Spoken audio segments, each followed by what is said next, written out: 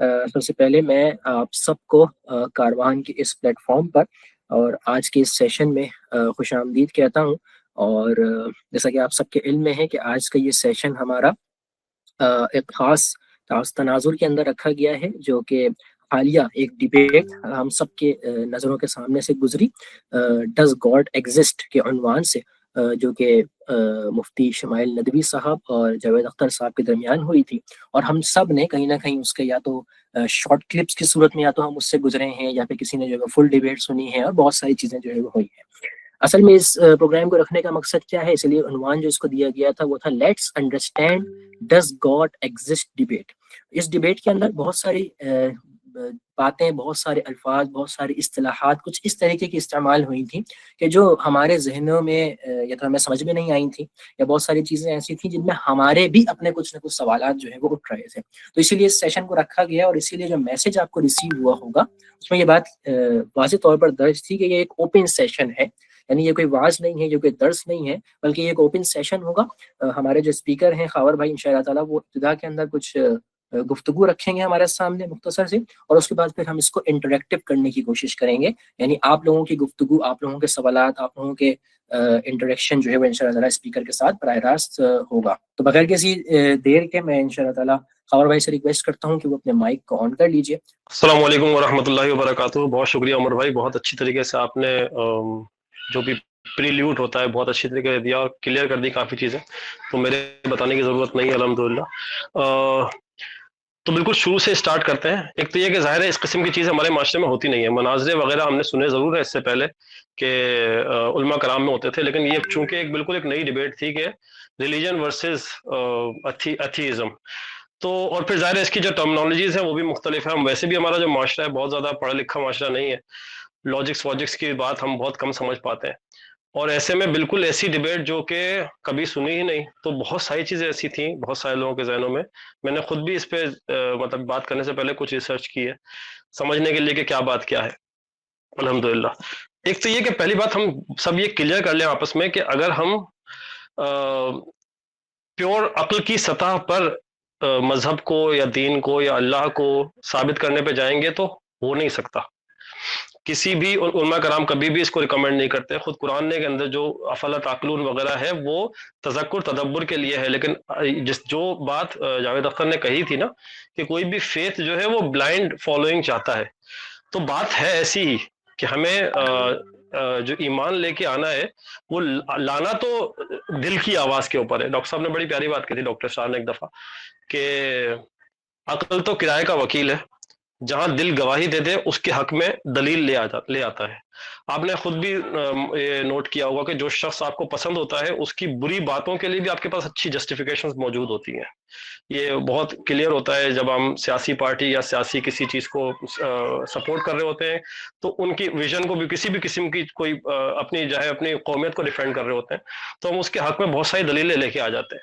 تو عقل کی بنیاد پر مذہب کو یا دین کو یا اللہ کو پروف کروانا یہ بہت مشکل کام ہے، اور اس کی بحث جب ہمارے معاشرے میں چڑھ جائے گی تو آپ خود بھی اپنے آپ کو کارنر میں محسوس کریں گے۔ ابھی پرابلم یہ تھا کہ جاوید اختر صاحب جو تھے ان کے پاس بھی ایتھیزم جو تھا نا وہ ایک ڈوگما کے طور پہ تھا۔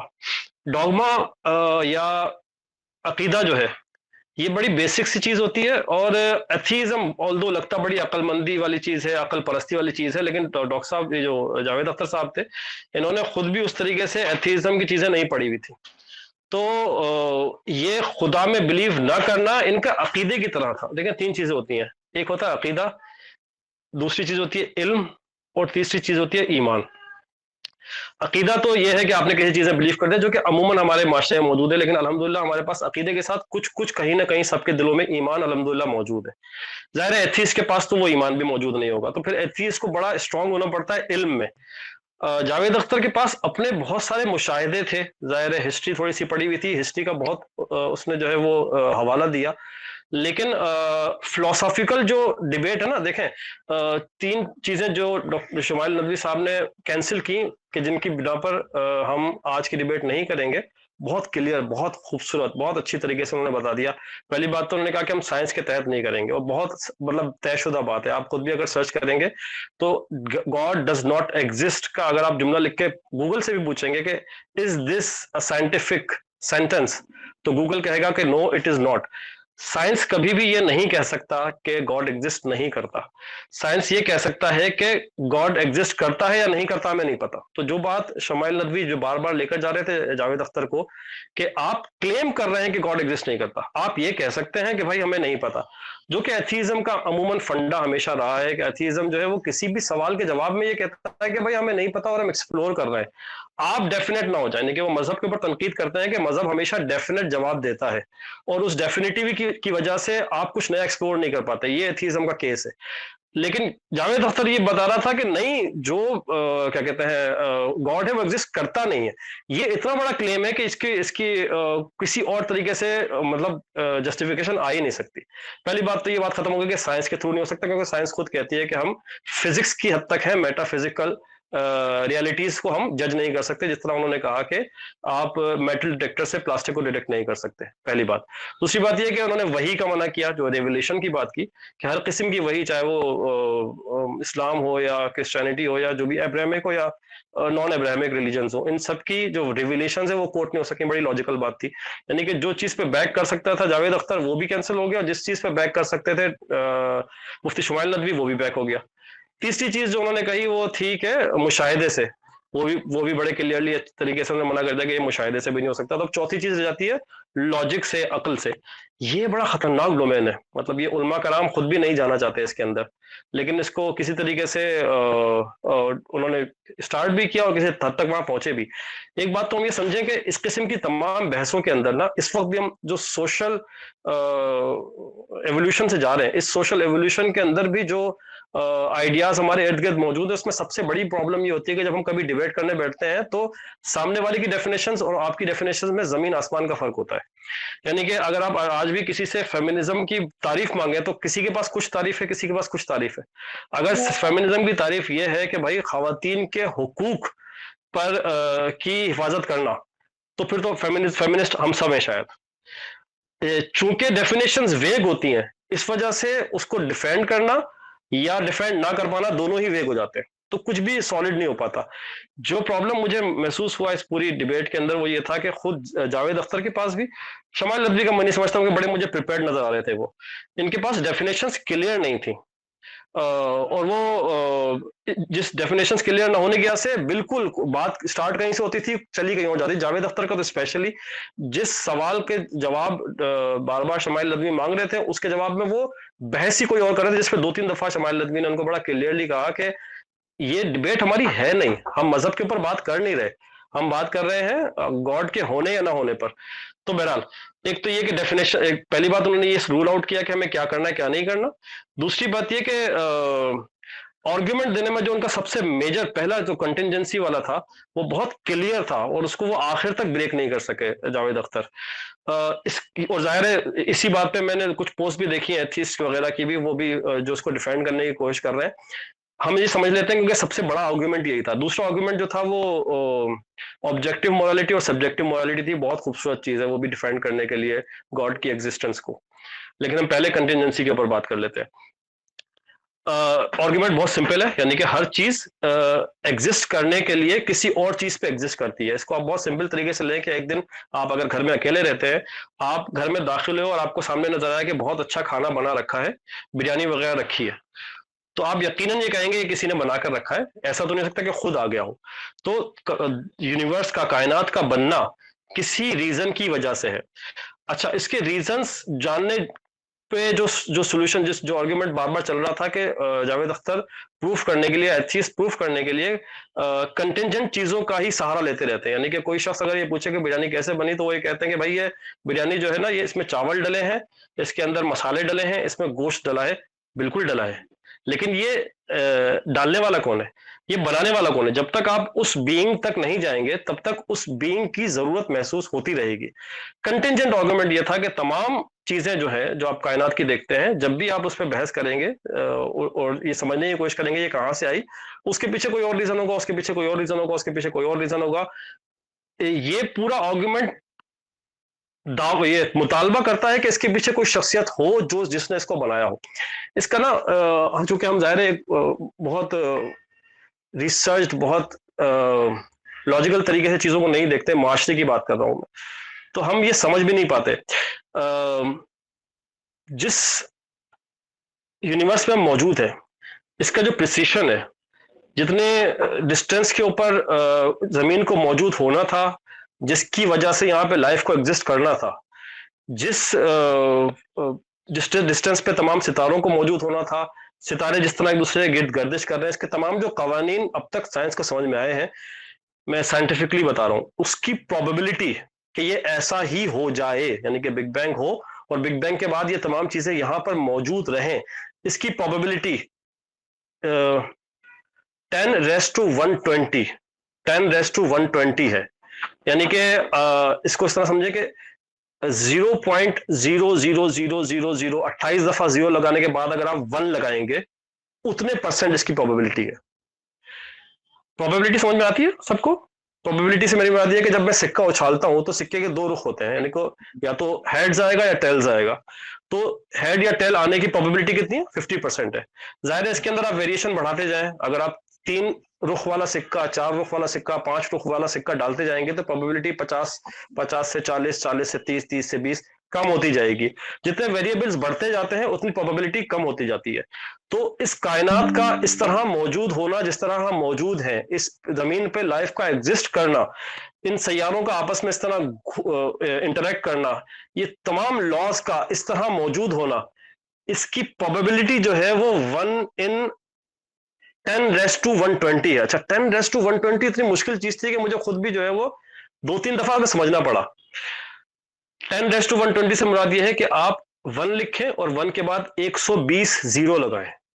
120 زیرو 120 زیرو ہم سمجھ ہی نہیں پاتے، سائنٹسٹ بھی جو ہے نا اس کو 10⁻120 کہتے ہیں.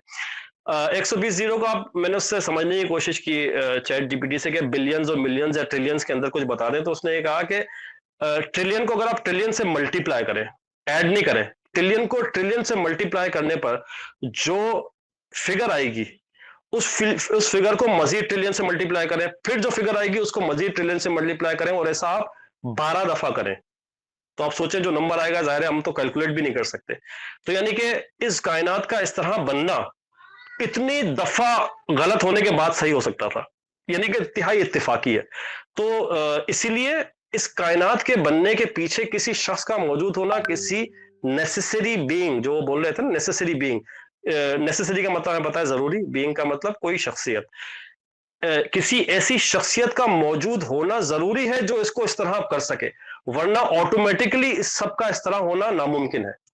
تو اس وجہ سے وہ کنٹینجنسی آرگومنٹ بار بار لے کے آئے تھے کہ اس کا سولوشن دے. اچھا وہ جو دوسرے انہوں نے لفظ کیا کہا تھا کہ کوئی بتائے گا مجھے، انفینٹ ریزنس آف ریگریس، یہی تھا میرے خیال میں، یہی تھا. اس کا مقصد یہ تھا کہ آپ یہ کہیں کہ نہیں اس کے پیچھے، ہاں تو مطلب آپ پیچھے سے پیچھے پیچھے سے پیچھے پیچھے سے پیچھے پیچھے وہی، ہاں اس کے پیچھے بھی کچھ تھا، اس کے پیچھے بھی کچھ تھا، اس کے پیچھے بھی وہ کون تھا یہ ہم نہیں جانتے. ان سب چیزوں کو وہ انفینٹ ریگریس کہتے ہیں، اور یہ ظاہر ہے اس کو ایکسیپٹیبل نہیں ہے فلسفی میں. تو پہلا تو کنٹینجنسی والی ایک چیز تھی. دوسرا جو آرگومنٹ جو پرابلمٹک بات ہو سکتی تھی وہ بات ہو رہی تھی آبجیکٹو اور سبجیکٹو مورالیٹی کی، اور میرے خیال میں یہ زیادہ اسٹرانگ آرگومنٹ ہے. خیر وہ بھی کنٹینجنسی بھی اچھا آرگومنٹ تھا.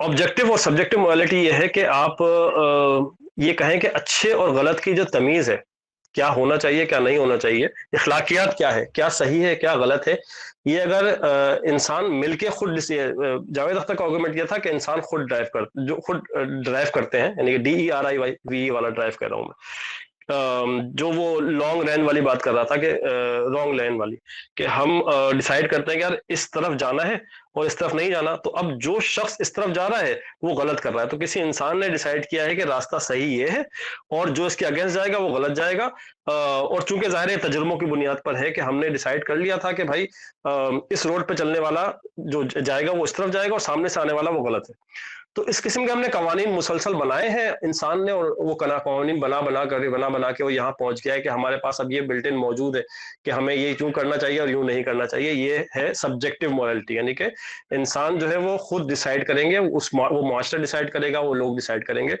یہ اصل میں ڈیموکریسی کی بنیاد بھی ہے. اور ان کا ندوی صاحب کا کہنا یہ تھا کہ یہ آبجیکٹو مورالٹی، یعنی کہ انسان کے اندر موجود ہے کہ کیا سچ ہے اور کیا غلط ہے. اور اس کا بہت سمپل سا سولوشن یہ ہے کہ آپ کسی شخص کو جنگل میں چھوڑ دیں، دو لوگوں کو، ایک شخص اگر دوسرے کو قتل کر دے تو اس کے اندر ایک گلٹ آئے گا، ہمیشہ آئے گا، اور یہ کسی انسان نے اس کو نہیں بتایا، یہ اس کے اندر موجود ہے. صحیح اور غلط کی ڈیفینیشنز ہمارے اندر موجود ہے. جب بچہ جھوٹ بولتا ہے تو بچہ جھوٹ بولنے کے بعد شرمندہ نظر آتا ہے، وہ اس کو چھپانے کی کوشش کرتا ہے، اور وہ بہت کانفیڈنٹ نہیں ہوتا. آپ نے کبھی دیکھا ہو کیا کہتے ہیں بچے جب پوٹی وغیرہ کر رہے ہوتے ہیں بالکل کونے میں جا کے کھڑے ہو جاتے ہیں. یہ کچھ چیزیں ہیں جو اللہ تعالیٰ نے ان کے اندر بلٹ ان کر دی ہیں. یہ چیز بھی جاوید اختر جو تھا وہ یہ کہہ رہا تھا کہ یہ انسان نے خود کیا ہے، جبکہ بہت بہت بہت کلیئر، بہت سامنے کی بات ہے کہ ایسا ہو نہیں سکتا. جو چیزیں ہمارے اندر بلٹ ان ہیں وہ ہمارے اندر کسی نے بلٹ کی ہیں، اور ان سب چیزوں کے بلڈ کرنے کا مقصد یہی ہے کہ ہم اس پہ جج کیے جائیں گے. ایک شخص جھوٹ بولنے کے بعد اگر برا محسوس کرتا ہے تو اس کو یہ بات کا احساس ہے کہ یہ میں نے غلط کیا ہے، اور غلط اور صحیح کا احساس رکھنے کے مقصد یہی ہے کہ اس کو جج کیا جانا ہے. تو آبجیکٹو مورالٹی اور سبجیکٹو مورالٹی بہت اچھا اور بہت اسٹرانگ آرگومنٹ ہے، اور واقعی اس کو بھی ابھی کوئی کنکلوسیو چیز نہیں آئی ہے. انسان کے اندر یہ احساس موجود ہے کہ جب میں کسی کو دھوکہ دیتا ہوں تو میں غلط کرتا ہوں. یہ مطلب یہ ایوولوشن کے ذریعے نہیں آیا، یہ اس کے اندر بلٹ ان ہے. جو لوگ بالکل الگ معاشروں میں موجود تھے، جن کا مین سویلائزیشن سے لنک نہیں تھا، جو سویلائزیشنز اپنے آپ میں پروان چڑھی ہیں، وہاں پر بھی وہی قوانین اسی طریقے سے بنائے گئے، یعنی کہ جیسے قتل کے بدلے قتل کیا جائے گا.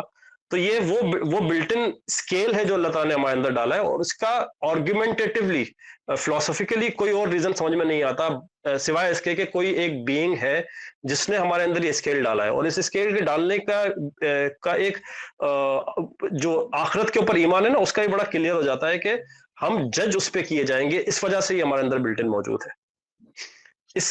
اس کے اراؤنڈ بھی کسی کے ذہن میں کوئی سوال ہو تو بتائیے. سر میں پہلے تو ڈیبیٹ دیکھیے ساری. اچھا جو آپ یہ موریلٹی بلٹ ود ان کہہ رہے ہیں نا، تو جی اس جی کی میں تھوڑی سی اسٹڈی کر رہا تھا کہ موریلٹی اگر انسان مطلب جیسے سلیم الفطرت کہا جاتا ہے نا کہ ایک بچہ پیدا ہوتا ہے اس کو گاڈ کانسیپٹ ہوتا ہے. تو میں ایک فلاسفی پڑھ رہا تھا، اس میں بھی یہی تھا، اے پیسٹریوری آرگومنٹ اور اے پریوری آرگومنٹ نا. تو پیسٹریوری میں بھی یہ چیز مینشن تھی کہ اگر آپ کے ذہن میں کوئی چیز کنسیو ہوتی ہے، کوئی آئیڈیا ہوتا ہے کسی کی ایگزسٹنس کا، تو وہ چیز ایکچولی میں بھی ایگزسٹ کرتی ہے، چاہے آپ کے پاس کوئی اس کا امپیریکل ایویڈنس نہ ہو، کیونکہ آپ کے ذہن میں ایک آئیڈیا آ گیا ہے. تو اگر ہم اس آبجیکٹو موریلٹی کو دیکھیں، اس اسٹینڈرڈ کو دیکھیں، تو وہ آرگومنٹ فٹ بیک ہے. اٹ مینس کہ ٹائم اینڈ اسپیس کے فیبرکس کے باہر کوئی اینٹی ہے جو ان سب چیزوں کو کنٹرول کر رہی ہے. بالکل صحیح ہے. تو اچھا ایک چیز یہ سمجھیے گا کہ ہم نا ٹھیک ہے یہ تھوڑا بہت ہم سمجھ لیں اس کو، اور ہمیں ہمارے معاشرے میں جو موجود ایتھیسٹ وغیرہ ہیں ان کو جواب دے سکیں، لیکن جو آرگومنٹ ہمیں ایونچولی کرنا ہے وہ عقل کی بنیاد پر کرنا نہیں ہے بھائی. اللہ تعالیٰ نے بھی جو ہے وہ عقل کا ساتھ لینے کی ضرور بات کی ہے، لیکن صرف عقل کی بنیاد پر دین کو اور ایمان کے مطالبوں کو یقین کرنے کی کال نہیں دی ہے. ایمان تو لے کر آنا ہے جو ہے بغیر عقل کے، عقل سے ساتھ ضرور لینا ہے، لاجکس کو سمجھنا ضرور ہے. یعنی کہ اس طرح سمجھیں آپ کہ ڈاکٹر صاحب نے بڑی کلیئرلی ایک دفعہ بات کی تھی کہ کوئی چیز عقل کے منافی ضرور ہو سکتی ہے، اور کوئی چیز عقل سے ماورا ہو سکتی ہے. دو چیزیں ہیں، یعنی کہ اگینسٹ لاجک اور بیونڈ لاجک. بیونڈ لاجک مطلب بیونڈ وزڈم یا عقل. میرا کہنے کا مقصد یہ ہے کہ جیسے ٹرینٹی کا جو عقیدہ ہے عیسائیوں کا، یہ عقل کے منافی ہے. منافی ان دا سینس کے اگینسٹ ہے کہ 3 خدا اگر ہوں گے تو وہ آپس میں کانٹرڈکٹ کریں گے، اور تینوں خدا کا ہونے کا جو ایک جو وہ پورا وہ لاجک بناتے ہیں وہ بنتی نظر نہیں آتی، تو وہ عقل کے منافی لاجک ہے۔ لیکن خدا کا وجود ایک تو نظر آتا ہے کہ بھائی آپ کو پتا چلتا ہے کہ کوئی بنانے والا موجود ہے، بڑا اندر ہمارے ہم سب کے اندر یہ اسکیل موجود ہے۔ اللہ تعالیٰ جب ہم سے بات کرتے ہیں نا ایمان لانے کے لیے، تو وہ جو ایک عہد الست تھا نا ہم سے لیا گیا تھا، الستو بربکم قالوا بلی، کہ اللہ تعالیٰ نے ہم سب کی روحوں سے پوچھا تھا کہ کیا میں تمہارا رب نہیں ہوں، اور ہم نے سب نے اقرار کیا تھا کہ اللہ تعالیٰ ہے۔ تو یہ سب ہمارے اندر موجود تو ہے لیکن ہم سب بھولے ہوئے اسی عہد کو ریکال کرتے ہیں اللہ تعالیٰ جب الہامی کتابیں آتی ہیں یا انبیاء کرام آتے ہیں، تو اس اندر جو احساس ہمارے موجود ہے اس کو کال کیا۔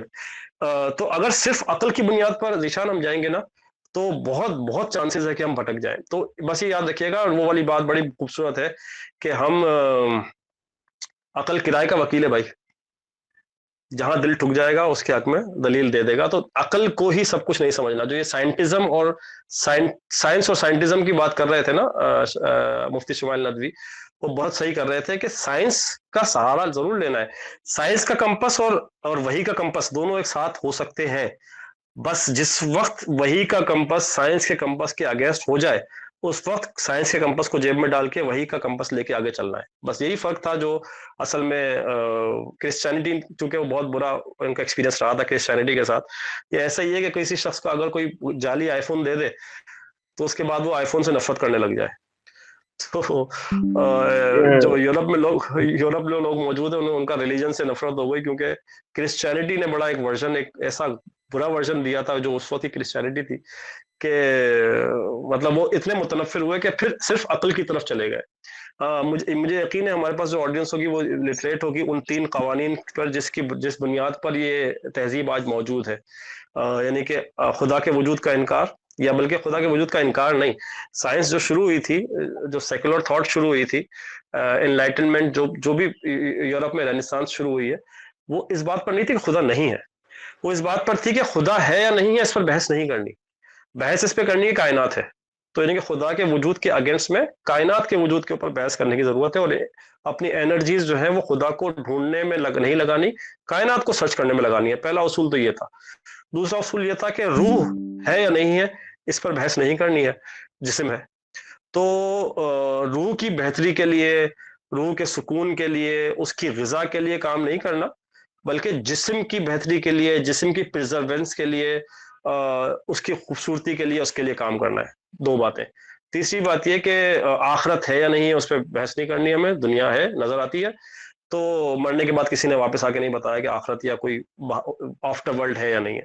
تو ساری محنت جو کچھ اچیو کرنا ہے اس دنیا میں کرنا ہے، ساری ایفرٹس یہاں کرنی ہے ان 3 قوانین کی بنیاد پر۔ اچھا، ان تینوں قوانین میں روح، آخرت اور خدا کا انکار نہیں تھا، اصل میں وہ بیزار آ گئے تھے ان 3 چیزوں کی بنیاد پر قربانیاں دیتے ہوئے۔ یعنی کہ یورپ نے ان 3 چیزوں کے، یعنی کہ اللہ اور یعنی کہ دین کے لیے، مذہب کے لیے جو اس وقت موجود تھا، اتنا کچھ سیکریفائس کیا تھا کہ وہ اب اس سے بالکل ہاتھ چھڑانا چاہ رہے تھے۔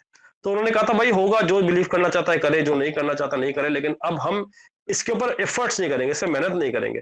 مجھے پتا چلا تھا کہ یہ جو پہلی کالونی جو ہے، پہلی یا دوسری کالونی انگلینڈ نے بنائی تھی، میساچوسٹس، یہ امریکہ میں ایک کالونی، دوسری یا تیسری کالونی تھی میرے خیال میں۔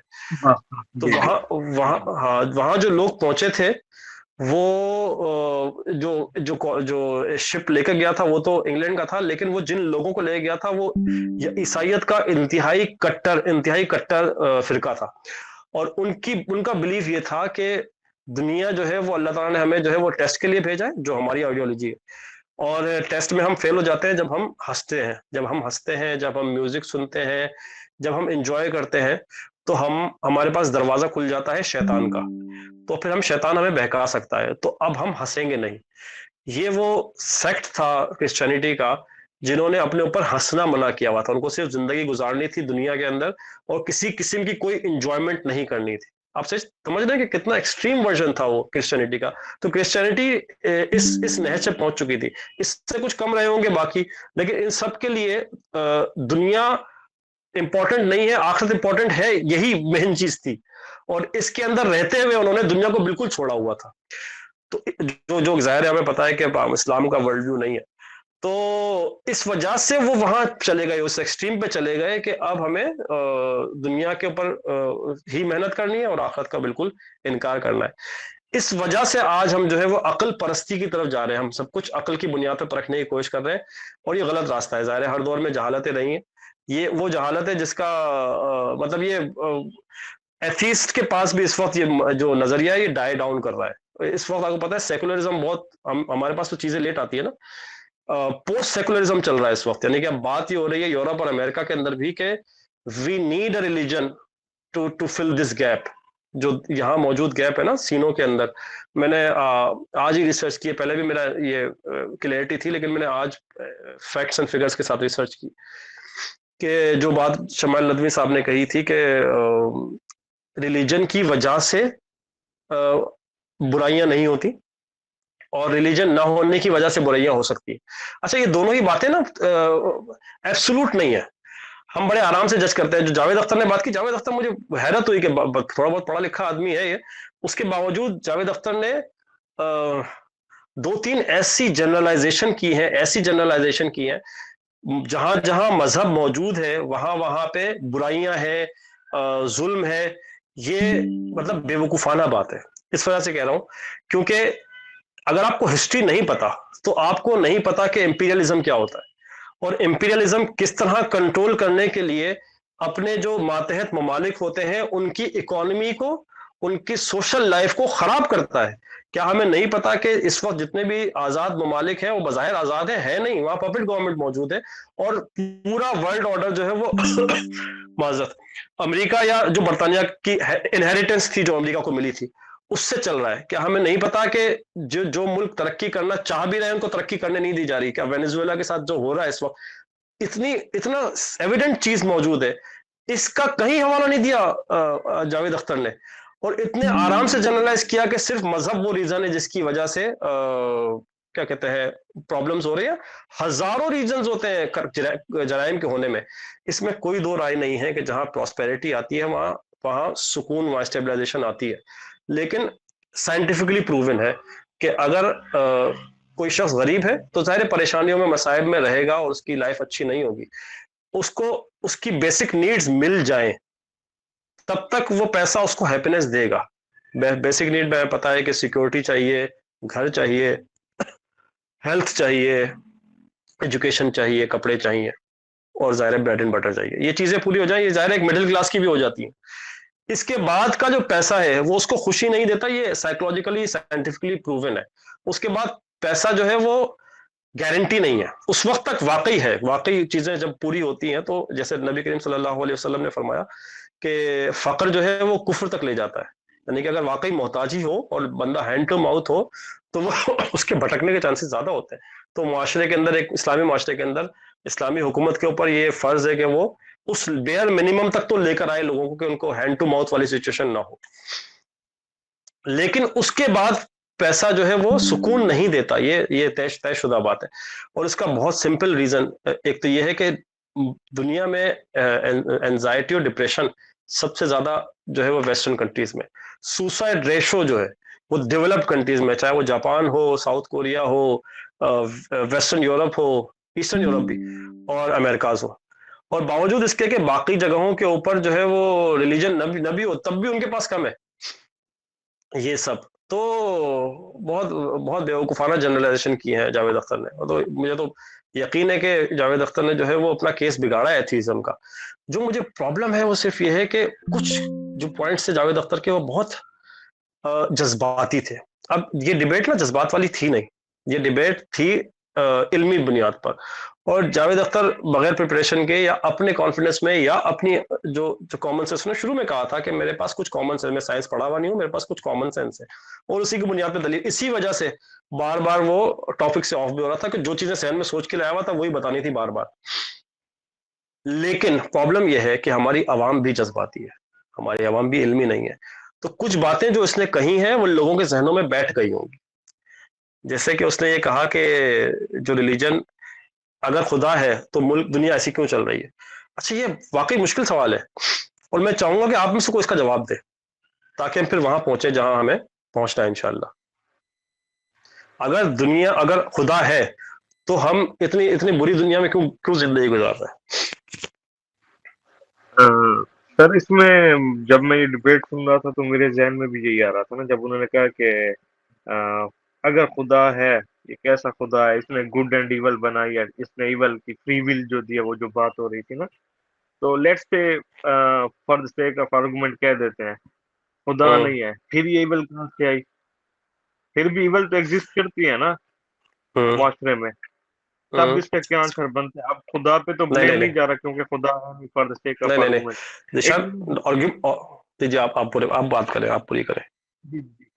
اٹ مینس کہ یہ جو ایول ہے یہ ہم اپنی سیلف، ہماری جو ول ہے، ہم اس کو فری ول کو یوز کرتے ہوئے ہم ایول یا گڈنس کا وہ کر رہے ہیں، مظاہرہ کر رہے ہیں، اس میں خدا کا کوئی وہ نہیں ہے، خدا نے صرف ہمیں فری ول دی ہے۔ صحیح ہے۔ دیکھیں، سوال یہ نہیں تھا، سوال یہ ہے کہ لیٹ سے اگر ہماری نیچر کرپٹ ہے، ہمارے اندر ایتھیزم کے مطابق اچھائی بھی اور برائی بھی ہے، تو اور ظاہر ہے برائی بڑی نظر آ رہی ہے، بہت زیادہ پھیلی ہوئی ہے دنیا میں، تو خدا انٹروین کیوں نہیں کر رہا؟ خدا اتنا ظلم کیسے ہونے دے سکتا ہے؟ جو 45,000 بچوں کی بات کر رہا تھا جاوید اختر، اس کا جواب کیا ہے؟ ہمارے پاس کیا جواب ہے؟ جو ایک جواب انہوں نے دیا تھا شمائل ندوی صاحب نے، وہ صحیح تھا لیکن اس کو بہت ایکسپلین کرنے کی ضرورت تھی۔ جواب یہ تھا کہ جس طرح ایگزامینر جو ہے وہ کسی بچے کو غلط جواب لکھتے ہوئے دیکھ بھی رہا ہوتا ہے تو اس کا تصحیح نہیں کرتا، کیونکہ مقصد ہی ٹیسٹ لینا ہے، ظاہر ہے کچھ غلط جواب ہوں گے تبھی تو صحیح جواب یہ پتہ چل سکے گا کہ بچے نے تیاری کی ہے یا نہیں کی ہے۔ تو ہمارے لیے ایول بھی اللہ تعالیٰ نے بنایا ہے، اللہ تعالیٰ نے وَمِن شَرِّ مَا خَلَق، وہ سورہ ناس میں ہے نا، یعنی کہ شیطان اللہ تعالیٰ کی تخلیق ہے نا بھائی، اور جو دوسرے عوامل سارے موجود ہیں یہ سب اللہ تعالیٰ کی رضا سے ہے نا، رضا، سوری غلط لفظ کا استعمال کر لیا، اذن سے۔ تو جو کچھ بھی ظلم ہو رہا ہے اس میں ظاہر ہے اللہ تعالیٰ کی اجازت موجود ہے۔ خوشی اور اجازت الگ الگ چیزیں نا، اذن اور رضا الگ چیزیں ہیں، ہم بہت دفعہ نہیں سمجھ پاتے۔ اذن کا مطلب یہ ہے کہ جس چیز کی اللہ تعالیٰ نے اجازت دے دی، جیسے کہ بیٹا کی گلا خراب ہو اور باپ سے ضد کرتا ہے کہ مجھے کولڈ ڈرنک پینی ہے، اور باپ اس کو الاؤ نہیں کرتا، لیکن اگر بچہ مسلسل ضد کرتا رہے تو باپ کہتا ہے جاؤ پی لو۔ تو یہاں پہ باپ کی رضا شامل نہیں ہوتی، یہاں اس کی اجازت شامل ہوتی ہے۔ تو اسی طرح جو دنیا میں ایول موجود ہے اس میں اللہ تعالیٰ کا ظاہر اجازت موجود ہے۔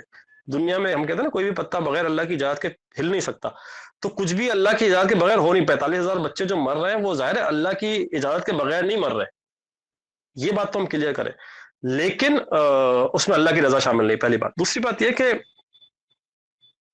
ٹیسٹ ہمارا ہے۔ ایک دفعہ ایک عالم نے بات کی تھی اور بڑی خطرناک بات کی تھی، انہوں نے کہا تھا جو لوگ برے ہیں، جو دنیا کو اپنا مقصود بنا چکے ہیں، جنہوں نے یا تو آخرت کا انکار کر دیا یا ان کے ذہن میں آخرت نہیں ہے، ٹیسٹ ان کا نہیں ہے، ٹیسٹ تو اچھے لوگوں کا ہے جن کو آخرت چاہیے۔ بات سمجھ میں آ رہی ہے؟ تھوڑی سی مشکل بات ہے۔ ٹیسٹ جو ہے وہ ان لوگوں کا ہے جن کو آخرت چاہیے۔ جو لوگ برے ہیں وہ تو ڈیسائیڈ کر چکے ہیں کہ ہم برے ہیں تو ہمیں تو جانا ہی جہنم میں ہے۔ جو ہم نہیں کر پاتے نا، وہ سب سے مشکل بات ہے، وہ یہ ہے کہ بھائی اللہ تعالیٰ نے بار بار جہاد کا حکم دیا ہے قرآن میں۔ اتنا نا مشکل، اتنا ایلین ہو گیا یہ کانسیپٹ ہمارے معاشرے کے اندر کہ ہمیں بولتے ہوئے ڈر لگتا ہے۔ آپ کے معاشرے کا ایک پڑھا لکھا اچھا نیچر والا شخص اگر این جی او چلائے گا تو برے شخص سے کون لڑے گا؟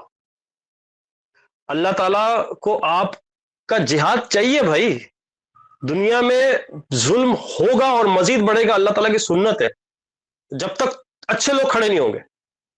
اچھے لوگوں کی رسپانسبلٹی ہے، وہ صرف اس کی ویڈیو کو شیئر کر کے سکون سے نہیں بیٹھ سکتے۔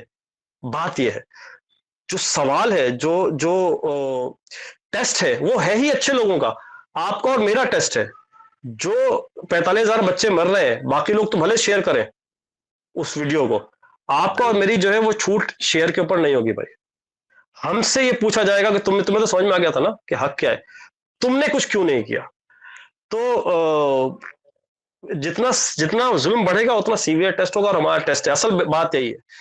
تیسری بات، 2 باتیں کر چکا ہوں، تیسری بات، اللہ تعالیٰ نے کہا ہے کہ دنیا کی وقت اگر اللہ کے نزدیک مچھر کے پر کے برابر بھی ہوتی تو وہ ایک کافر کو ایک گھونٹ پانی بھی نہیں دیتا۔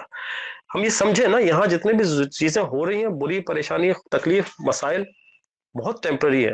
جو وہ بار بار جس آرگومنٹ کی طرف وہ لے کر جا رہا تھا جاوید اختر, ظاہر ہے سیڈ تو ہے, یہ تو ہمیں کلیئر ہے کہ یہ جو ظلم ہو رہا ہے وہ غلط ہو رہا ہے اور ہم جواب دیں گے اس کے لیے, لیکن اس بات کو سمجھیں کہ وہ بچہ زندہ رہ کے بھی اس سے زیادہ سفر کر سکتا تھا. جو بچہ مر گیا اور اللہ کے پاس چلا گیا اور وہاں پہ ہمیں پتا ہے اس کے بعد کیا ہوگا, ہمیں پتا ہے کہ اس کو اچھا سب کچھ اچھا ملے گا. یہاں کی زندگی, یہاں کی موت, یہاں کی کامیابی, یہاں کی ناکامی میٹر ہی نہیں کرتی اللہ کے نزدیک, اور جو ہمارا بلیف بھی ہے ایتھیس کے لیے ظاہر زیادہ میٹر کرتا ہے. اور مزے کی بات یہ ہے کہ یہ جو ایتھیزم ہے نا یہ ہے اصل میں حزب اختلاف. حزب اختلاف کا نا کام صرف تنقید کرنا ہوتا ہے, تعمیر کرنا نہیں ہوتا. اونرشپ دنیا کی ہے ہی نہیں ان کے پاس, ان کے پاس صرف تنقید ہے کہ مذہب نے یہ کر دیا. اور بہت بیوقوفانہ آرگیومنٹ تھا جاوید اختر کا. مجھے لگ رہا تھا شمائل ندوی صاحب کو جو پرابلم ہو رہی تھی کہیں کہیں, پرابلم اس وجہ سے کہہ رہا ہوں کہ بہت اچھا ڈیفینڈ کیا انہوں نے, کہ وہ اسلام کو ڈیفینڈ کرنا چاہتے تھے. ان کے پاس پرابلم یہ تھا کہ ان کو یہ کہا گیا تھا کہ ان کو مذاہب کو ڈیفینڈ کرنا ہے. جب کرسچینٹی کی بات آئی اور کرسچینٹی نے ظاہر سائنٹسٹ کے اوپر ظلم کیا, ان کو آگے نہیں بڑھنے دیا, اور جن فلاسفیز کے اوپر جن لاجکس کے اوپر وہ بات کرنا چاہتے تھے سائنٹسٹ, ان کو زندہ جلا دیا. یہ سارے کام انہوں نے کیے نا کرسچینٹی نے. تو چونکہ وہ تمام مذاہب کو ڈیفینڈ کر رہے تھے شمائل ندوی صاحب, اس وجہ سے کئی دفعہ ان کو یہ اپنے آپ کو بار بار روک رہے تھے, اور بار بار وہ تصحیح اس طرح کرتے تھے ڈاکٹر صاحب اس کی جاوید اختر کی کہ یہ ہمارا ورلڈ ویو ہے ہی نہیں.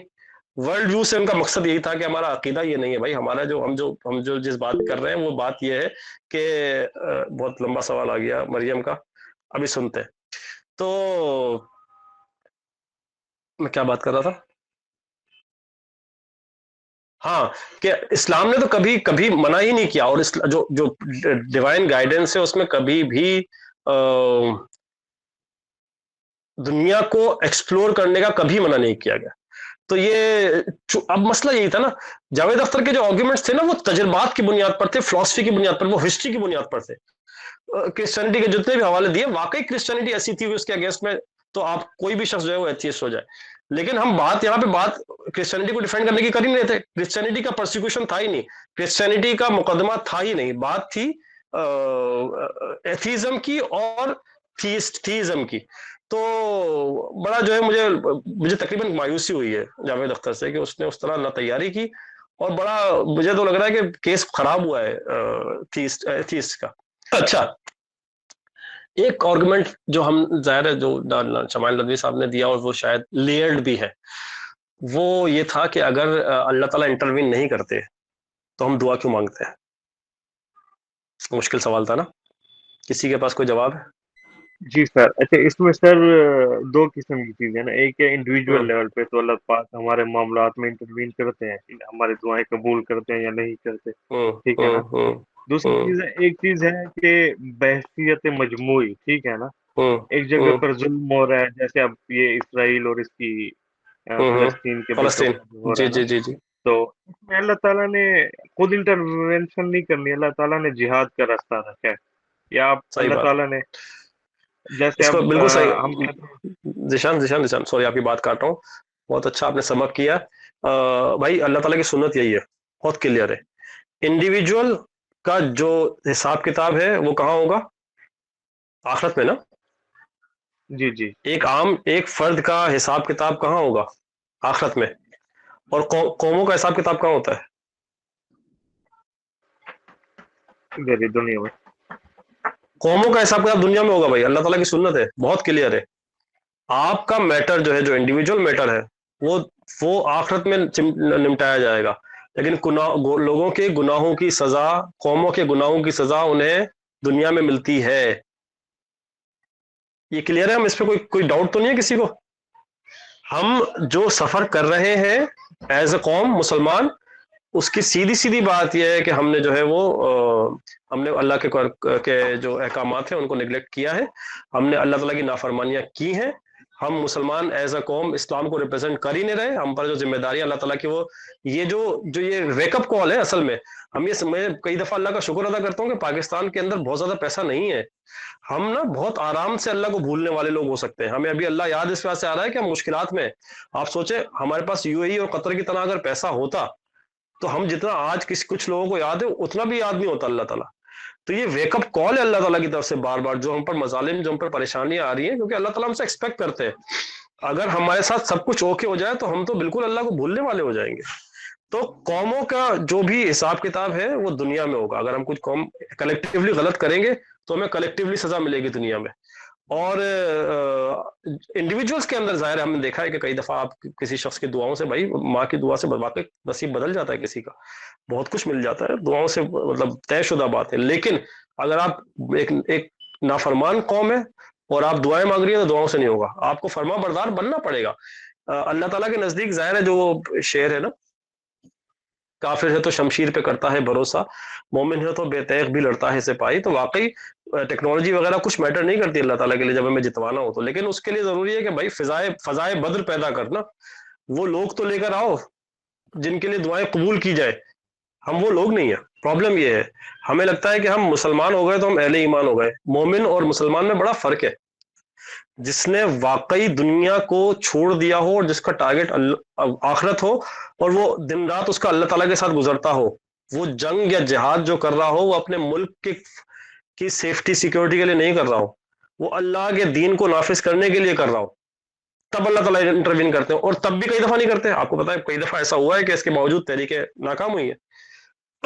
ایسا ہے نا.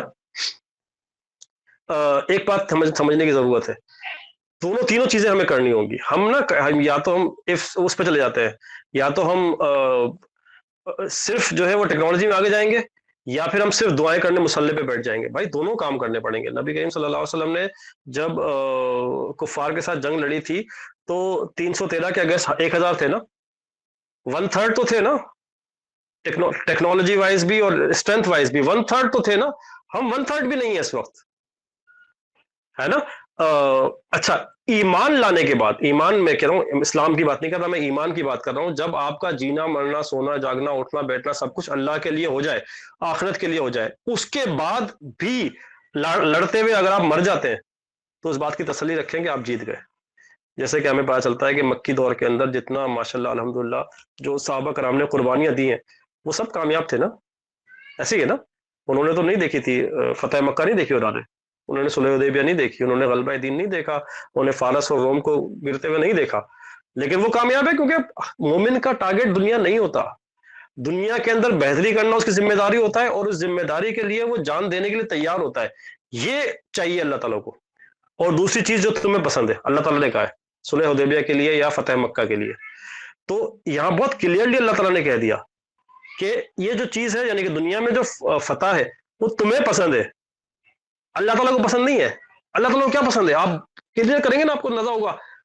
بھائی جو شخص اپنے اللہ تعالیٰ کی محبت میں اپنی جان ہتھیلی پہ رکھ کے سامنے آ جائے، جو اپنی پسند ناپسند کو ایک طرف رکھ کے دن رات سجدہ کر رہا ہو، اللہ تعالیٰ کو وہ بندہ پسند ہے. ریکوائرڈ ہے اس سے معاشرہ بہتر کرنا بھی ریکوائرڈ ہے.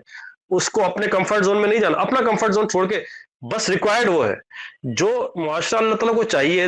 جہاں دین نافذ کرنا ہے وہ بھی اس وجہ چاہیے کہ جب اوپر صحیح لوگ موجود ہوں گے جو دین کو نافذ کریں گے، تو نیچے وہ ماحول بنے گا کہ مزید لوگ ایسے پیدا ہوں گے جو اللہ کی رضا کو اپنی رضا بنائیں گے. جو دین کا نفاذ چاہیے وہ اس کی اطاعت اس وجہ چاہیے کہ مزید لوگ ایسے پیدا ہوں اور مزید لوگ جنت میں جا سکے. اصل مقصد تو یہ ہے نا، اصل ٹارگٹ تو آخرت ہی ہے. دنیا کو بھی بہتر اس وجہ سے کرنا ہے کہ جو آخرت میں جانے والے لوگ ہیں ان کی کوانٹٹی بڑھ سکے. جی اچھا، میں چاہوں گا کہ ہم نا ایک چیز تو کلیئر کر لیں. کسی بھی ایتھیسٹ سے بات کرتے ہوئے نا، ایک تو یہ دیکھیے گا کہ وہ اگر جذباتی ہو رہا ہے نا تو پھر وہ اپنی چیز کو ڈیفینڈ کرے گا، پھر آپ کی سن نہیں رہا. ہم نا ایک چیز آئندہ کے لیے ہمیشہ سے ایک چیز کلیئر کر لیں. کوئی بھی ڈسکشن ہونا چاہیے کسی کنکلوژن پہ پہنچنے کے لیے. ہمارا کیا دنیا بھر کا یہ پرابلم ہے، ہم کسی کنکلوژن پہ پہنچ جاتے ہیں اور پھر اس کو ڈیفینڈ کرنے کے لیے ڈسکشن کرتے ہیں. یہ نہیں کرنا ہے. جب ہم کوئی آرگیومنٹ اوپن کریں تو ہم بھی اس اوپننس سے اوپن کریں کہ اگر یہ صحیح بات کرے گا تو میں اس کو سیکنڈ کروں گا. میں عقیدے کو چھوڑنے کی بات نہیں کر رہا، میں لاجیکل بات کر رہا ہوں کہ اگر وہ بات کرے تو اس کو سے بولو آیا ٹھیک ہے یہ بات تمہاری وزن ہے، اس پہ میں بات کروں گا. اس کو بھی لگنا چاہیے کہ آپ اپنے عقیدے سے چمٹے ہوئے نہیں ہیں، اور اس کے اندر سے بھی اوپننس نکالی جائے کہ بھائی تم یہ بتاؤ کہ تم مجھ سے جیتنا چاہ رہے ہو یا تم آخرت میں کامیاب ہونا چاہ رہے ہو. تم واقعی بھلا چاہتے ہو، یعنی کہ اس سولوشن تک پہنچنا چاہتے ہو، اس آنسر تک پہنچنا چاہتے ہو، یا صرف آرگیومنٹ جیتنا ہے؟ اگر آرگیومنٹ جیتنا ہے تو میں بات نہیں کروں گا، کیونکہ تم صرف for the sake of argument یہ بات ہو رہی ہے، پھر تو تمہارے پاس بہت سارے ریزنز ہیں، میرے پاس بہت سارے ریزنز ہیں، ہم لڑتے رہیں گے، ہم کسی کنکلوژن پہ نہیں پہنچیں گے۔ اگر تمہیں واقعی سمجھنا ہے تو پھر مجھے بات کرنے دو، اور جب بات کرو تو پھر یہ والی بات بہت کلیئر ہے بھائی کہ کیا تمہیں نہیں لگتا کہ کوئی خدا ہے؟ کیا کبھی سکون سے بیٹھ کر، تم اکیلے میں بیٹھ کر تمہیں یہاں اندر سے آواز نہیں آتی، اور خدا نہ خواستہ نہیں آتی، تو آپ اس کو بچا نہیں سکتے، یہ سمجھیے گا۔ ختم اللہ علی قلوبہم بھی تو ہے نا بھائی۔ اگر خدا نہ خواستہ کسی کے ذہن میں یہ ادراک نہیں ہے، اگر خدا نہ خواستہ کسی کے پاس یہ سارے دروازے بند ہو چکے ہیں، تو آپ اس کو لے کر نہیں آ سکتے۔ آپ اپنا عقیدہ بچائیں گے، اس کی لاجیکل باتوں کا جو جواب دے سکیں گے دیں گے، اور وہاں سے اللہ یہ بات سمجھیے گا کہ پوری دنیا کو ایتھیزم سے بچانا آپ کی ذمہ داری نہیں ہے۔ جس کو بات کرنی ہے محبت سے، تمیز سے، سکون سے، جو چیز بہت زیادہ ریزونیٹ کرتی ہے نا آرگیومنٹ کے اندر، وہ آپ کی کامنس ہے، آپ کا کانفیڈنس ہے۔ آپ اگر جب آپ جذباتی تب ہوتے ہیں جب آپ پینک کر رہے ہوتے ہیں، پینک کرنے کی ضرورت نہیں ہے بھائی۔ اگر خدا نہ خواستہ بیچارہ وہ ایتھیزم کی طرف جانے والا ہے تو آپ نہیں روک سکتے۔ نبی کریم صلی اللہ علیہ وسلم سے اللہ تعالیٰ نے کہا کہ آپ ہدایت نہیں دے سکتے، تو ہم کون ہیں؟ تو ہمیں فیئر لیگل آرگومنٹ دینا ہے۔ اس سے پہلے چھوٹی سی دعا کریں اللہ تعالیٰ سے کہ اللہ تعالیٰ میں جو بات کرنے جا رہا ہوں اس میں وزن پیدا کر دیں، اس کے دل میں اتر جائے، اس سے خیر خواہی ہونی چاہیے۔ جس شخص سے آپ بات کر رہے ہیں اس کے ویل وشر کے طور پہ بات کیجیے گا، اس سے نفرت نہیں کرنی بھائی۔ جو انبیاء کرام کرتے تھے نا، وہ ان کے لیے دعا کرتے تھے، ان کے لیے محنت کرتے تھے، ان کے لیے پریشان ہوتے تھے کہ بیچارہ کہاں جا رہا ہے۔ اس جذبے سے بات کریں گے انشاءاللہ آپ کے لہجے میں خیر خواہی آئے گی، اور پھر اللہ سے دعا کریں کہ اللہ بچا سکے۔ اللہ آپ کی بات میں وہ تاثیر ڈال دے گا کہ جواب ہو جائے گا۔ اپنی عقل، اپنی تیاری پہ کبھی بھروسہ مت کیجیے گا۔ جی خبر بھائی، وہی اس طریقے سے میں احمد جاوید صاحب کا ایک دفعہ ایک اسٹیٹمنٹ پڑھ رہا تھا نا، وہ یہ کہتے ہیں کہ جب آپ کسی کے لیے کسی سے اختلاف رکھتے ہیں تو آپ یہ ضرور جی دیکھیں کہ آپ کی رات کی دعاؤں میں وہ شخص شامل ہے یا نہیں ہے، یا آپ صرف بالکل اختلاف صحیح، برائے اختلاف کر رہے ہیں۔ اچھا، ایک بالکل اور صحیح بات۔ میرے ایک پریکٹیکل کوشچن تھا۔ ایک تو یہاں پہ کچھ لوگ موجود ہیں، اور پھر یہ کہ ریکارڈنگ آگے بھی جانی ہے انشاءاللہ تعالیٰ، اور تو بہت کتنے لوگوں تک پہنچے گی اللہ جانے انشاءاللہ۔ ایک پریکٹیکل سوال یہ تھا کہ یہ جو ایتھیزمس کی ڈیبیٹس ہوتی ہیں، کیا یہ ہر کسی کی سننے کی یا ہر کسی کے پڑھنے کی ہے؟ کیونکہ بہرحال کہیں نہ کہیں ذہن میں سوال پیدا ہونا اور اس سوال کے پیچھے پڑھ کر معذرت۔ کہاں سے کہاں نکل جانا یہ ہمارے لیے بہت آسان ہے۔ تو اس سوال کو اگر آپ کسی طریقے سے ایڈریس کر دیجئے کہ کسی کو پڑھنا ہے، اور اگر پڑھنا ہے، سبھی کا اگر پڑھنے کا ڈومین ہے، تو کہاں تک اس میں جو ہے وہ جانا ہے؟ بالکل صحیح ہے۔ ایک تو عمر بھائی یہ بات ہے کہ ہم جس دنیا میں رہ رہے ہیں اس دنیا کا ہمیں پتہ ہونا ضروری ہے۔ ہمیں اس دنیا کے چیلنجز کا پتہ ہونا ضروری ہے، اس دنیا میں چلنے والے نظام اور اس کی لاجکس کا پتہ ہونا ضروری ہے۔ تو ہم جو ہے وہ اپنے آپ کو بند تو نہیں کر سکتے دڑبے میں۔ جو پرابلم ہمارے ساتھ ہے نا وہ یہ ہے کہ ہم جو ہے وہ ہتھیار لیے بغیر جنگ میں چلے جاتے ہیں۔ بھئی ہم نے قرآن پڑھ لیا ہے، قرآن سمجھ لیا ہے۔ اگر قرآن پڑھو اور سمجھ لیا ہے اچھی طرح تو خیر قرآن نہیں سمجھا جاتا، تو بھائی بالکل پڑھ لیں، بالکل سیکھ لیں، سمجھ لیں۔ مسئلہ ہے کہ اپنی تیاری ہم نے جو ہمارا جو بینک ہے، جو اندر جو ہمارے اندر اسکیل ٹھیک کرے گا، جس کی بنیاد پر، جو ہماری شیلڈ ہے، جس کی بنیاد پہ ہمیں آگے جانا ہے، جو ہمارا ہتھیار ہے، ہم نے وہ پڑھا نہیں اور ہم آگے چلے جائیں گے تو واقعی گمراہ ہونے کا آپشن ہے بھائی۔ تو ذمہ داری کو سمجھیں۔ ہم سب کو جس کے ذہن میں یہ بات آ گئی ہے وہ ایسے نہیں آئی ہے بھائی، اللہ نے ڈالی ہے، ہم سب کی ذمہ داری ہے۔ ہم سب کو جو ہے یہ ان جو مسائل آ رہے ہیں ان کا سمجھنا ضروری ہے، لیکن اس سے پہلے بھائی قرآن سے تعلق مضبوط کرنا ضروری ہے۔ اور دوسری بات یار جو ہم بہت ہلکا لیتے ہیں نا اس کو، دعا ضروری ہے۔ پلیز دعا جو ہے اپنے ساتھ، اللہ بہت بڑا ہتھیار ہے۔ اللہ سے جب بھی دن رات اٹھتے بیٹھتے بات کریں ہدایت کی۔ یہ وہ چیز ہے جو آپ بغیر ارن کیے بھی لے سکتے ہیں، مطلب مانگنے میں مل جاتی ہے ہدایت نا۔ اللہ سے ہدایت مانگے، بس جس دن رات اٹھتے بیٹھتے مانگے، کسی نہ کسی طریقے سے دے دے گا انشاءاللہ۔ اس بینک کو بنائے، پہلے اپنا ایمان کا بڑھائیں۔ میں نے شروع میں بات کی تھی ڈوگما، علم اور ایمان۔ علم بعد میں بڑھائیے گا، پہلے ڈوگما اور ایمان بڑھائیں۔ بہت خوبصورت بات، بہت خوبصورت بات سورہ بقرہ میں شروع میں آیا ہے۔ حضرت ابراہیم علیہ السلام اور حضرت اسماعیل علیہ السلام نے دعا مانگی تھی کہ اللہ تعالیٰ ہمارے جو نسل ہے اس کے اندر ایک نبی مبعوث فرمائیے گا جو انہیں آیتیں پڑھ کے سنائے، انہیں علم و حکمت سکھائے اور ان کا تزکیہ کرے، یعنی کہ ایک رسول بھجوائیے گا جو ہماری ذریت پہ، ہماری نسل میں آئے گا، اور وہ ہماری نسل کے جو باقی لوگ ہوں گے ان کو آپ کی آیتیں پڑھ کے سنائے گا اور آپ کو ان کو علم و حکمت سکھائے گا اور ان کا تزکیہ کرے گا۔ اچھا، سورہ بقرہ میں آگے تھوڑا سا آگے جا کے اللہ تعالیٰ نے فرمایا کہ ہم نے، یعنی کہ جیسے کہ حضرت ابراہیم اور حضرت اسماعیل کی دعا کا جواب دیا اللہ تعالیٰ نے کہ ہم نے تمہارے درمیان ایک نبی مبعوث فرمایا ہے جو تمہیں ہماری آیتیں پڑھ کے سناتا ہے، تمہارا تزکیہ کرتا ہے اور تمہیں علم و حکمت سکھاتا ہے۔ 4 چیزیں ہیں یہ، پلیز میں چاہوں گا اس کو ذرا سمجھ لیں، بڑا اہم پوائنٹ ہے۔ پہلی بات ہے یتلو علیہم آیاتی ہی، یعنی کہ انہیں ان پر آیات اللہ تعالیٰ کی پڑھ کے سناتے ہیں، قرآن شریف کا پڑھنا جو ہے وہ ہے پہلی بات۔ دوسری بات ہے وَيُزَكِّيهِمْ، اور ان کا تزکیہ کرتے ہیں، اور وَيُعَلِّمُهُمُ الْكِتَابَ وَالْحِكْمَةَ، اور انہیں کتاب یعنی کہ احکامات اللہ تعالیٰ کے اور حکمت، لیکن جو اللہ تعالیٰ کی اس کے پیچھے احکامات کے پیچھے حکمت ہے یا اوور آل جو حکمت ہے وہ سمجھ۔ 4 چیزیں، تلاوت آیات، تزکیہ، کتاب اور حکمت، اللہ تعالیٰ نے اس آرڈر میں بتائی ہیں، سب سے پہلے تلاوت، پھر تزکیہ، پھر کتاب اور پھر حکمت۔ لیکن جو حضرت ابراہیم اور حضرت اسماعیل نے دعا مانگی تھی وہ تھی تلاوت، علم و حکمت اور پھر تزکیہ۔ تو مفسرین نے بہت خوبصورت بات یہ کہی کہ اللہ تعالیٰ نے تلاوت کے بعد تزکیہ رکھا ہے۔ تزکیہ مطلب ہوتا ہے پیوریفیکیشن، اپنا پیوریفیکیشن۔ قرآن پڑھنے کے بعد، قرآن کو سیکھنے سمجھنے کے بعد آپ کے اندر کا تزکیہ ہونا ضروری ہے۔ پہلے تزکیہ ہوگا، پہلے صفائی ہوگی، اس کے بعد علم و حکمت ہے۔ علم و حکمت تزکیے سے پہلے فتنہ بن سکتا ہے بھائی۔ کیا شیطان کے پاس علم نہیں ہے؟ کیا ہمیں نہیں پتا کہ کتنے سارے علماء کرام علم کی بنیاد پر کافر مشرک ہو گئے، گمراہ ہو گئے؟ ہمیں پتا ہے نا۔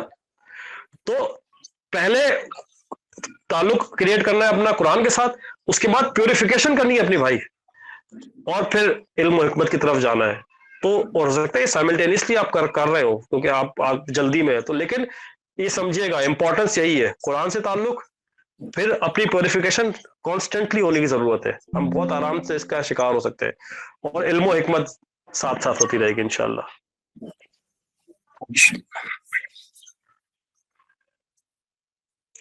کہ سر کیا تزکیہ اور خود کیا سوال آیا عمر؟ سر کیا تزکیہ از خود ہو سکتا ہے یا کسی پیر و مرشد کی صحبت سے؟ مشکل سوال ہے۔ ایک تو یہ کہ قرآن بہت بڑا تزکیہ ہے، قرآن کو سیکھنا سمجھنا، اور آج کل تو بہت ساری ویڈیوز لیکچرز موجود ہیں، تو ان سب سے تزکیہ بالکل ہو پاتا ہے۔ تزکیہ کی کوئی ایک سورس لینا ہی ضروری نہیں ہے، جس نے بھی سوال پوچھا ہے، لیکن اجتماعیت، صحبت بالکل اثر کرتی ہے۔ آپ کسی تحریک کا حصہ ہو، کسی ایسے سرکل کا حصہ ہو جہاں پہ تزکیے کی بات ہو رہی ہو، تو بالکل کرنا چاہیے۔ میں صرف یہ کہوں گا کہ اس میں محتاط رہنے کی ضرورت یہ ہے کہ جس بھی اجتماعیت کے ساتھ ہوں، اجتماعیت ویسے کہہ رہا ہوں کہ جب آپ کلیکٹیولی کرتے تو آپ ظاہر اجتماعیت میں آ گئے نا، تو ان کا اپنا ورلڈ ویو محدود نہ ہو، ورنہ آپ کا بھی محدود ہو جائے گا۔ تزکیے کے لیے کسی کے ساتھ بھی جڑنا مسئلہ نہیں ہے، تزکیہ بہت ضروری ہے، اندر پیوریفیکیشن کرنا بہت ضروری ہے، لیکن ان لوگوں کے ساتھ مت جڑیے گا جن کا ورلڈ ویو، جن کے فرائض کا، مطلب اسلام کے فرائض کے متعلق ان کا ویو چھوٹا ہو، تو آپ کا بھی وہی ہو جائے گا۔ تو بس وہ نہیں کیجیے گا، ورنہ تزکیہ تو بھائی بہت بڑی چیز ہے۔ اور تزکیہ نا صرف قرآن یا اس سب سے نہیں ہوگا، تزکیہ کا ایک بہت بڑا پہلو جو ہے نا وہ تحریکیت ہے۔ میں ایک ایگزامپل دیتا ہوں کہ ایک صاحب اگر اپنے گھر میں جیسے کسی تحریک میں شامل ہوتے ہیں اور وہ اپنی کمپنی میں لیٹس سے سی ای او ہے یا ایم ڈی ہے، لیکن وہ چونکہ کسی تحریک میں شامل ہوتے ہیں تو اب ان کو درس قرآن کا پیمفلیٹ بانٹنا ہے۔ تو درس قرآن کا پیمفلیٹ بانٹنے کے لیے ان کو رسپانسبلٹی دی گئی ہے کہ تمہیں فلاں مسجد کے باہر کھڑے ہو کے یہ پیمفلیٹ بانٹنا ہے۔ اب وہ شخص جو ایم ڈی ہے وہ کسی نماز پڑھنے کے بعد باہر نکلا ہے، وہ باہر کھڑا ہوا ہے، اور باہر جو لوگ آ رہے ہیں وہ اس کے ہاتھ سے پیمفلیٹ لیتے ہیں نہیں لیتے، کوئی بالکل چھابڑی والا ہے اس کی طرف دیکھتا ہے چلا جاتا ہے، کوئی بالکل نچلے بظاہر نظر آتا ہے اور وہ اس کی طرف دیکھتا بھی نہیں اور منہ چلا۔ اب آپ دیکھ رہے ہیں یہ تحریکیت کا یہ وہ تزکیہ ہے جس سے صحابہ کرام گزرے تھے بھائی۔ صحابہ کرام نے مکی دور میں جھیلا ہے یہ تزکیے کے لیے۔ صرف کمرے میں بیٹھ کے اللہ تھوڑی ہوگا، تزکیے کے لیے تو آپ فیلڈ میں اتریں گے اور آپ وہ بے عزتیاں، وہ ذلتیں، وہ مذاق اڑانا جھیلیں گے جو صحابہ کرام نے جھیلا تھا، جو نبی کریم صلی اللہ علیہ وسلم نے جھیلا تھا بھائی۔ بڑی پیاری ایک بات آتی ہے، تحریکی ساتھی کہتے ہیں کہ جس دن تمہیں جو ہے وہ کا موقع مل گیا، تم سے کسی نے غلط بات کر دی تو خون کے گھونٹ پڑے، کسی کی دو باتیں سننے پڑی، اس دن اپنے آپ شاباشی دینے کی ضرورت ہے کہ اللہ تعالیٰ نے تمہیں اس کام کے لیے چنا جو کام انبیاء کرام نے، نبی کریم صلی اللہ علیہ وسلم نے باتیں سنی ہیں بھائی، اگر مجھے سننے کو مل گئی تو یہ بہت اچھی، بہت خوبصورت بات ہے۔ جزاک اللہ خیر، بہت بہت شکریہ خبر بھائی، آپ نے ہمارے لیے ایک مرتبہ پھر وقت نکالا، ایک مہینے میں دوسری مرتبہ الحمدللہ ہم نے آپ کو سنا ہے۔ اللہ تعالیٰ آپ کو اس کا جزائے خیر عطا فرمائے۔ ہمارے آڈینس کا بھی بہت شکریہ کہ آپ لوگوں نے ہمارے لیے اس سیشن کے لیے وقت نکالا، جزاک اللہ خیرا کثیرا۔ انشاءاللہ اس کے بعد ایک فیڈ بیک فارم آپ لوگوں تک پہنچے گا، میری آپ لوگوں سے درخواست ہے کہ ضرور بس ضرور آپ لوگ اس فیڈ بیک فارم کو فل کیجئے اور اس کے اندر اپنا فیڈ بیک دیجئے، آئندہ کے سیشنز کے اعتبار سے، موضوعات کے اعتبار سے، جو کچھ آپ کے ذہن کے اندر ہے وہ آپ اس میں رکھیے ہمارے سامنے، جو کہ ہمارے لیے اس سے بہت مدد ہوتی ہے۔ اور اس سیشن میں اس طرح ہم مزید بہتری کر سکتے ہیں، کیا کیا بہتری، بہرحال بہتری کی گنجائش ہر جگہ موجود ہوتی ہے۔ جزاک اللہ خیر، اللہ تعالیٰ ہم سب کا یہاں پہ بیٹھنا قبول فرمائے۔ سبحانک اللہم و بحمدک، نشہد ان لا الہ الا انت، نستغفرک و نتوب الیک۔ جزاکم اللہ خیرا کثیرا و احسن الجزاء۔ السلام علیکم۔